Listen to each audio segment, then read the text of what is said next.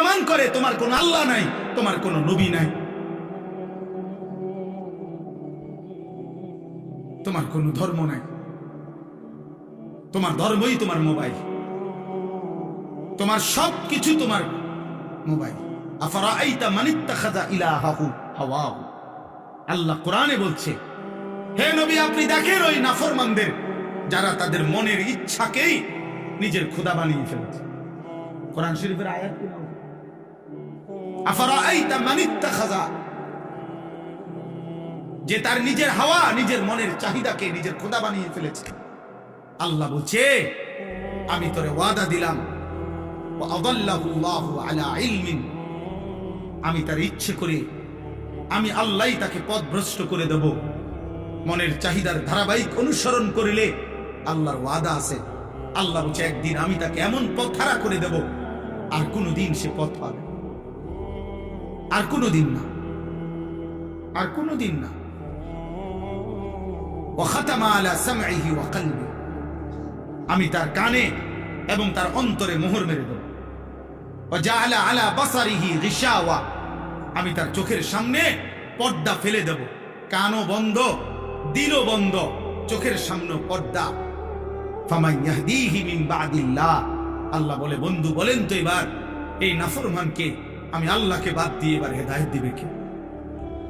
আল্লাহ যদি কারো কান বন্ধ করে দেয়, চোখ বন্ধ করে দেয়, দিল বন্ধ করে দেয়, প্রিয় বন্ধু এবার হেদায়েত দিবে কে? এবার তোমারে বাঁচাবে কে? এবার আলোর পথ দেখাবে কে?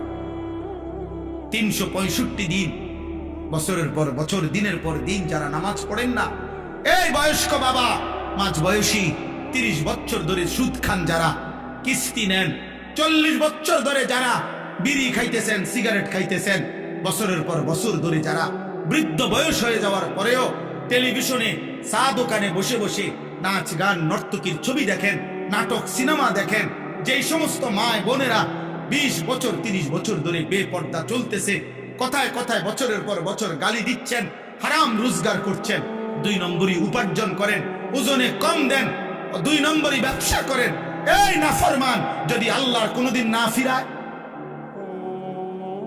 আল্লাহ যদি সিদ্ধান্ত নেয় যে ঠিক আছে নাফরমান, ভাত খা, ঘুম যা, পেশাব কর, যৌন চাহিদা পূরণ কর, বাচ্চাও হইব, ঘুমও আসবে, ভাতও খাইতে পারবা, বিল্ডিং দালানো হবে, কিন্তু আখিরাত আর দেব না, জান্নাত আর দেব না, কি হবে সেদিন?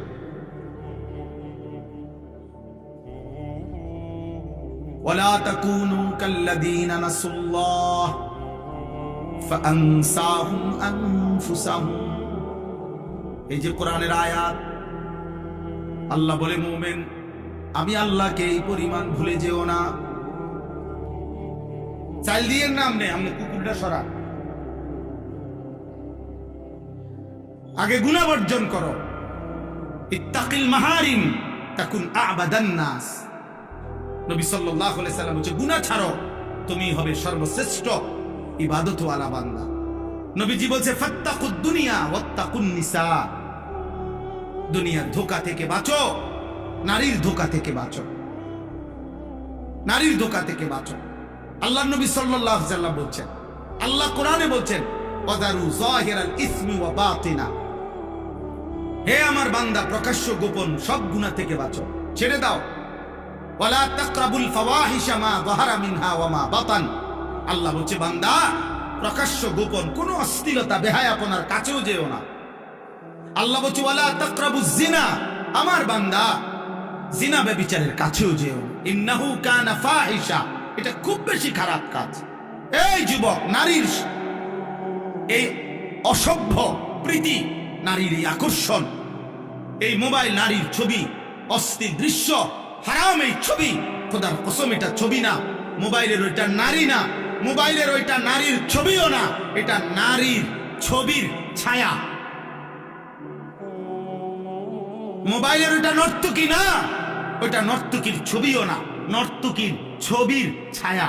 ছায়ার সাথে প্রেম হয় না, ছায়ার সাথে ভালোবাসা হয় না, ছায়ার সাথে রাত কাটায় না, ছায়ার সাথে জীবন নষ্ট করে না, কোনো বেওকুফ বোকা মূর্খ ছাড়া আর কারোর জন্য এটা সাজে না। এজন্য মোবাইলের এটা ছায়া, ছায়া, এটা নারী না। সিনেমা নাটকের এটা ছায়া, এটা নারী না। ছবি ও না, এটা ছায়া, এটা ছায়া। তো আল্লাহ তাআলা এই আয়াতের মধ্যে সূরা লোকমানের এই দুইটা আয়াত, এবার আমি সংক্ষেপে এটা বললেই আমার কথা শেষ হয়ে যাবে। এই দুইটা আয়াতের মধ্যে আল্লাহ তাআলা মক্কার কুরাইশ কাফের, একজন কাফের নজর ইবনে হারিস, এই কাফের নবীজি সাল্লাল্লাহু আলাইহি সাল্লামের কোরআন, নবীজি যখন কাউকে কালেমার দাওয়াত দিতেন তখন নবীজি তার সামনে কোরআন পড়তেন। তো আল্লাহর কোরআন পড়লেই ধীরে ধীরে ওই মানুষটার দিল নরম হয়ে যেত, নবীজির দলভুক্ত হয়ে যেত। তো মক্কার কুরাইশরা বারবার ভাবতো যে মুহাম্মদ এবং তার অনুসারীদের উপরে আমরা জুলুম অত্যাচার করি, কত গালিগালাজ করি, আমরা মুহাম্মদের অজান্তে আমরা লোকদেরকে বুঝাই, কিন্তু এই কোরআনের সামনে কোনো কিছুই টিকে না। মুহাম্মদ যখনই কোরআন পড়ে মানুষগুলোর দিল নরম হয়ে যায়, মানুষ তার দলভুক্ত হয়ে যায়। সুবহানাল্লাহ। তো এই মক্কার কাফেররা বলল, আহারে, আমাদের কাছে তো কোরআনের বিপরীত কিছু নাই, যেটা দিয়ে মুহাম্মদের কালেমার দাওয়াত ঠেকাবো, এটা তো নাই আমাদের কাছে। তখন এই মক্কার কুরাইশ নজর ইবনে হারিস, এই কাফের সর্দার, ইরান থেকে, মানে এখন বলে ইরান, আগে বলতো পারস্য, এই ইরান থেকে সে ব্যবসার উদ্দেশ্যে গিয়া ইরান দেশ থেকে একজন নারী যে ছিল দাসী, সাথে সাথে গায়িকা, নর্তকী, যে নাচতে পারত বাদ্যের তালে তালে এবং পুরান দিনের কিচ্ছা কাহিনী সুর দিয়া দিয়া টাইনা টাইনা সে গাইতো, শুনাইতো। আর সে দেখছে ওইখানে লোকজন গোল হইয়া এরকম গায়িকার গান, বাদ্য, নৃত্য, গানের আসর শুনে খুব মনোযোগ দিয়া। তো এই নজর ইবনে হারিস অনেক টাকা দিয়া একটা দাসী কিনে আনছে মক্কায়, আইনা মক্কার কুরাইশদেরকে বলছে, মুহাম্মদের কোরআনের ব্যতিক্রম বিকল্প আমি একটা জিনিস রেডি করছি। নাউজুবিল্লাহ। বলছে কি? তো এই কথা বলার পরে সে এই কুরাইশদেরকে একসাথ করে বলছে, এই দেখো।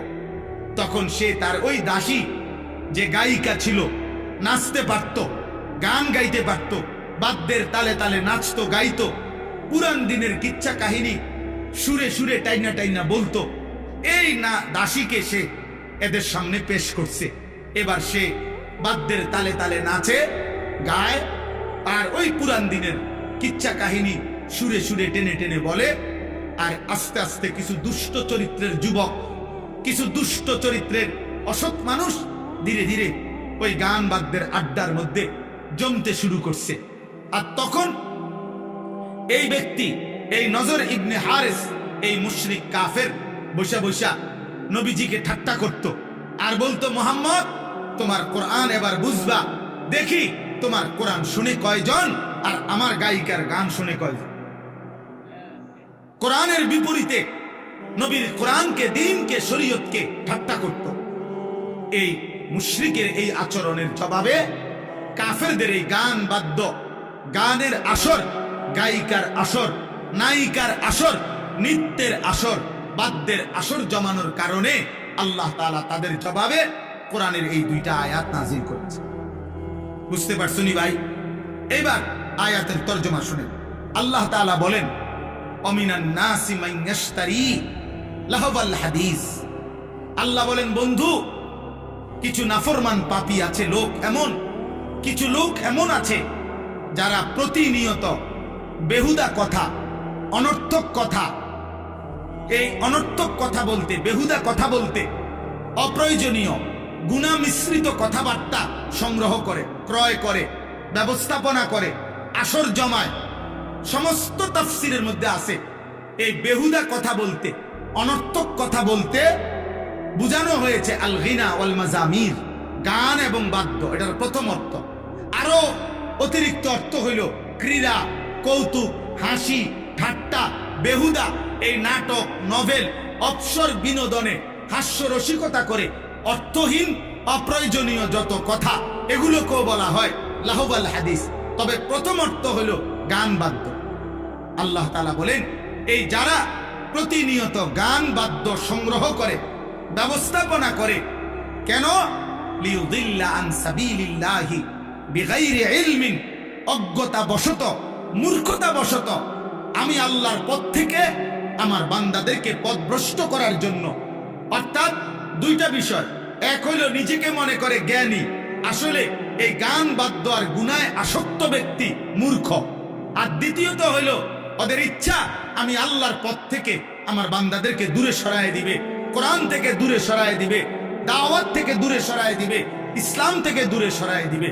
ওয়ায়াত্তাখিজাহা হুজুয়া, এবং আমার কোরআন, আমার দ্বীন, আমার বন্ধুর দাওয়াত, আমার এই শরীয়তকে ঠাট্টা করে, মজাক করে।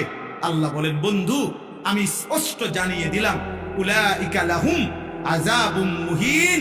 আমি আল্লাহ বললাম, আমি আল্লাহ এই নিকৃষ্ট গান বাদ্য, গায়িকা নায়িকা, গানের আসর, নৃত্যের আসর যারা জমায়, ব্যবস্থাপনা করে, ইন্তজাম করে, এই আসরে পড়ে থাকে, এই ব্যবস্থাপনায় যারা থাকে, আল্লাহ বলছে আমি তাদের জন্য অপমানকর, লজ্জাকর, নিকৃষ্ট আযাব দেব। এটা ওয়াদা দিলাম, ওয়াদা দিলাম। আল্লাহ বলেন এই গান আর বাদ্যের নিকৃষ্ট পরিণতি। দোস্ত, এই দ্বিতীয় আয়াতের তরজমাও একসাথে শোনো, এরপরে আর 2 মিনিট কথা বললে শেষ হয়ে যাবে। আল্লাহ বলেন কোন ব্যক্তি যখন গানে, বাদ্যে, গায়িকায়, নায়িকায়, এই গানের ছবি, নৃত্যের আসর, এগুলোতে যখন মগ্ন হয়ে পড়ে, মনোযোগ দিয়ে দেয়, ব্যস্ত হয়ে যায়, খোদার কসম দোস্ত, আল্লাহ তখন বলে ওয়াইজা তুতলা আলাইহি আয়াতুনা, এমন নাফরমানের সামনে যখন আমার কোরআন পড়া হয়, ওয়াল্লা মুস্তাকবিরান, সে তখন অহংকার করে মুখ ফিরায়, এরকম মুখ ফিরায়, আর এমন একটা ভাব নেয় কাআন লাম ইয়াসমাআহা, যেন সে আমার কোরআন শুনতেই পায় না। কাআন্না ফি উযুনাইহি ওয়াকরা, অথবা এমন একটা ভাব নেয় যেন সে আগের থেকেই কানেই শোনে না, বধির।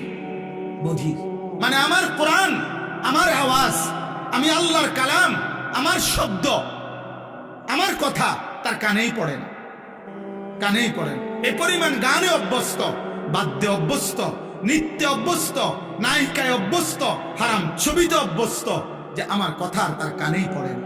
ফাবাশশিরহু বিআযাবিন আলীম, আল্লাহ বলে বন্ধু এই সমস্ত নাফরমানদেরকেও অত্যন্ত মর্মান্তিক, নিকৃষ্ট, ভয়ানক আযাবের সুসংবাদ দেন। এটা বিদ্রুপ করে আল্লাহ বলছে যে বন্ধু ওরে সুসংবাদ দেন যে তোমারে টাঙ্গাইয়া ফিরবে। আপনার জন্য সুসংবাদ, আপনি অপেক্ষা করেন, গান শুনতে থাকেন, নারী দেখতে থাকেন, ছবি দেখতে থাকেন, নাটক দেখতে থাকেন, সিনেমা দেখতে থাকেন, নর্তকীর নাচ দেখতে থাকেন, বাদ্যযন্ত্রের তালে তালে নাচতে থাকেন, মজা মারতে থাকেন। আল্লাহ ওয়াদা দিছে, ওরে বলে দিন শুধু আপনার জন্য একটি সুসংবাদ অপেক্ষা করছে, আপনাকে আল্লাহ সর্বোচ্চ পরিমাণের শাস্তি দেন। আল্লাহ বলছে বান্দা তুমি জানো না আমি রহমান, এটা তুমি শুনছো না, আমি রাহিম, আমি গাফফার, আমি গাফুর।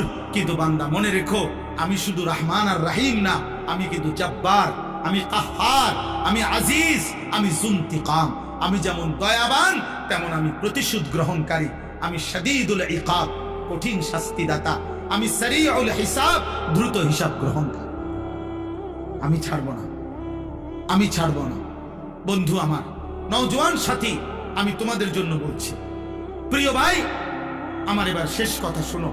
কোরআনুল কারীমের এই আয়াতের মাধ্যমে এ কথা স্পষ্ট প্রমাণ হলো, একজন মানুষের জন্য, মুমিনের জন্য, কোন ইমানদারের জন্য গান, বাদ্য, গায়িকা, নায়িকা, গানের আসর, নৃত্যের আসর, গান বাদ্যের আয়োজন, এই নাটক, সিনেমা, ক্রীড়া, কৌতুক, হাসি, ঠাট্টা, ফালতু বিনোদন, বেহুদা সময় কাটানো হারাম, সম্পূর্ণ হারাম, নিষেধ।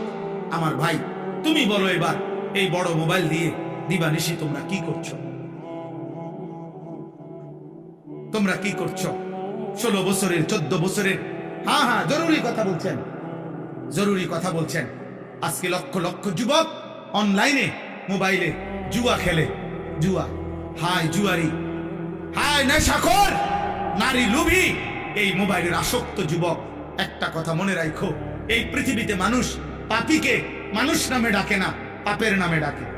আবার বললাম, আবার শোনো আমার এই কথা, মানুষ পাপীকে মানুষ নামে ডাকে না, পাপের নামে ডাকে। কোন সুদখুরকে মানুষ মানুষ বলে না, সুদখুর বলে সুদখুর। কোন ঘুষখুরকে মানুষ মানুষ বলে না, ঘুষখুরকে বলে।